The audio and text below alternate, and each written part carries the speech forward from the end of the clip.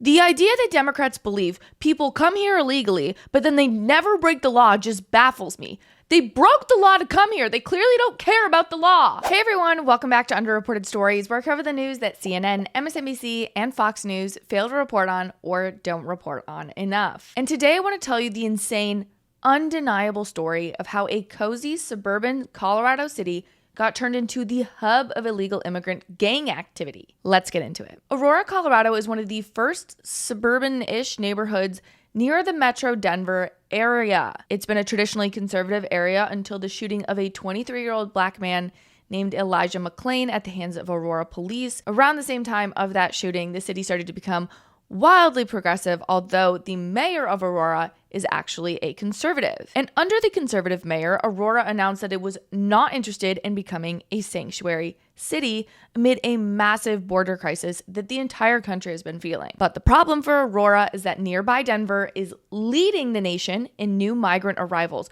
More than 40,000 illegal immigrants arrived in the city since December of 22. Denver alone has spent $68 million thus far attempting to help illegal immigrants, and even gone so far as to slash the jobs and emergency services of Americans living in Denver to benefit illegal immigrants. I'd like to emphasize here that I'm not opposing people getting the help they need. I'm opposed to Americans having their services axed to benefit people who broke our laws and disrespected our country by coming here illegally. But anyways, despite the city of Aurora saying that they had no tolerance for illegal immigrants, you can't stop people from coming into Aurora from the Denver area once they're already settled in the area. Despite all the good policies that Aurora implemented, illegal immigrants still came into the area. And it wasn't any illegal immigrants coming into the city.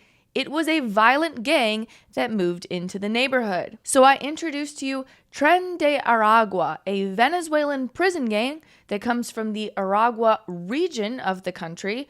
The gang reportedly has posts in Chicago, New York, and Denver. The New York Post has more on this gang and its impact in America. The New York Post says that Denver's largesse has become Aurora's problem anyway, forcing the community to grapple with increasing gang violence. And police are doing whatever they can to get their hand on the problem, but one of the local gang leaders has actually moved into Aurora. One local gang leader decided to set up shop in Aurora, according to law enforcement sources. His name is Janardi Jose Pacheco Chirino. It's a long name, but he goes by the name Cookie, basically. He goes by Galleta, which is Spanish for the word cookie. And within months of arriving in the U.S., cops say Cookie, or Galleta, and his fellow gang members beat a man at an Aurora apartment complex, and then the gang took over that apartment complex and occupied several of the units. Now, in this video, I'm going to talk about a lot about occupying apartment complexes. Now, it's not saying like every single unit in these massive, 500 unit apartment complexes are all taken over, but a good chunk of them or a handful of them are being overtaken by people illegally. That's not cool. And so Tren de Aragua also is not just something that is set up in Denver. It's also seen across the country, specifically in New York and California. Members of Tren de Aragua are actually accused of a slew of violent crimes in the U.S., including the murder of Georgia nursing student Laken Riley, which was a very widespread story in America this past year, as well as the shooting of 2 New York Police Department cops while they were arresting an illegal immigrant in June. Leaders of the gang recently gave the, quote, green light for members to shoot American cops who tried to interfere with their criminal activities. This is the apartment complex where the shooting took place, or the assault took place. And this is crazy because this is not just happening at one apartment complex in Aurora, it's happening at multiple. One local investor in a company that owns multiple apartment complexes in the city said there was a, quote, massive shootout at one of the properties being taken over by the gang.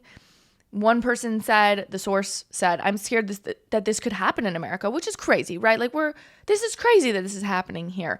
Aurora police declined to provide additional details, but the task force said in a statement that it will not tolerate violent crime in the community. But the problem is that the city is tolerating violent crime, which led a local councilwoman to essentially blow the whistle to the national media about this ongoing crisis. Councilwoman Danielle Jurinski put out a statement explaining the ongoing issue of illegal immigrants overtaking apartment complexes and storming both vacant and occupied units. But before I show you that video, if you're enjoying this episode, please be sure to give this video a thumbs up and hit the subscribe button to get notified of my new shows.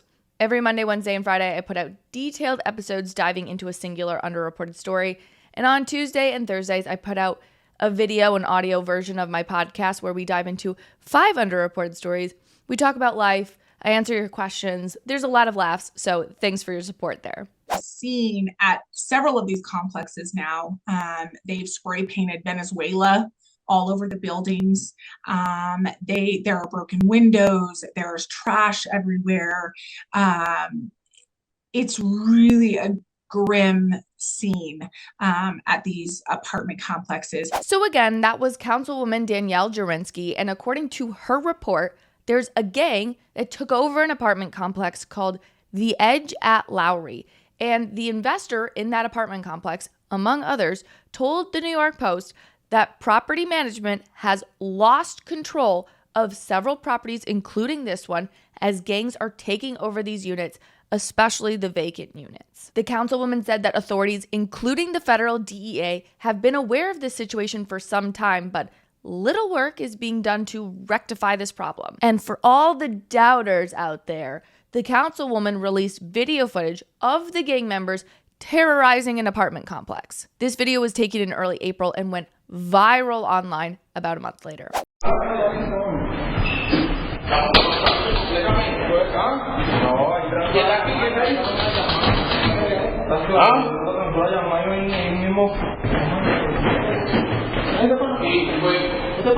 And it's not just this rogue councilwoman who put this video out. The mayor of Aurora confirmed that this is an ongoing problem and confirmed that this is an organized crime effort. So it's not just a handful of random illegal immigrants. They are part of an organized gang. The city is responding by trying to shut down the gang violence. According to a report from Fox News, Aurora, Colorado's Mayor Mike Kaufman announced on Friday that the city is starting the process of clearing the apartment buildings where the armed gang members of Transpired have taken over.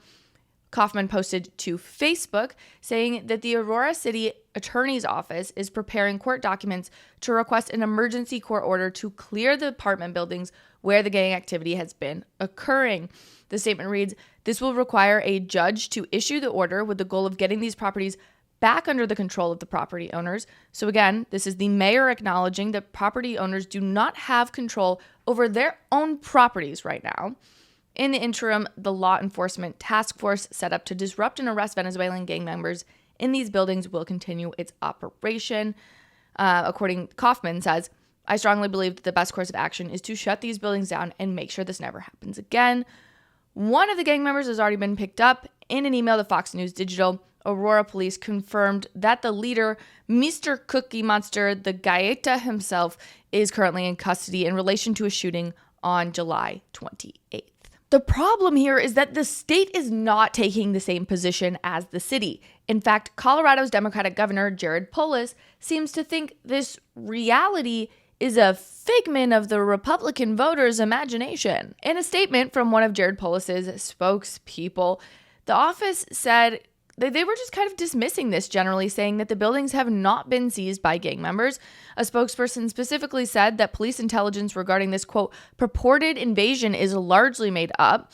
The governor also noted that, or the governor's aide noted, quote, "It's illegal to take over buildings in Colorado." Oh, well, I mean, if it's illegal, maybe the state should just like text the illegal immigrants and say, "Hey, we saw you were taking over buildings in Colorado. Like, that's illegal, so knock it off." Come on now. Like, these people are here illegally. Do you think these people give a shit if they're breaking the laws? If they cared about breaking the laws, then they wouldn't be here. The idea that Democrats believe people come here illegally, but then they never break the law just baffles me. They broke the law to come here. They clearly don't care about the law. And clearly not the illegal immigrants who are in violent prison gangs. They especially do not care. what is legal versus illegal activity. Why do Democrats not get this? Apparently, it's a conspiracy theory to believe illegal immigrants will act illegally, which is why I made an awesome hat that you can get too. If you love my videos, the best way to support my work is to purchase from my merch line. I have 2 hats available on my website. The Based hat. Based is the opposite of woke, and we have our free Thinkers hat, which is our conspiracy theorist hat. Both come in black and white, and purchasing goes a long way in helping this business. You can get your hat at basedinlogicapparel.com. It is linked below in the description. What I've learned from researching this story today is that conservative areas, they can no longer just vote this problem away. Once a person is illegally in the country, there's not much we can do to get them out without the federal government pushing to deport. The truth here is actually very sad. It's that we can't just be against illegal immigration.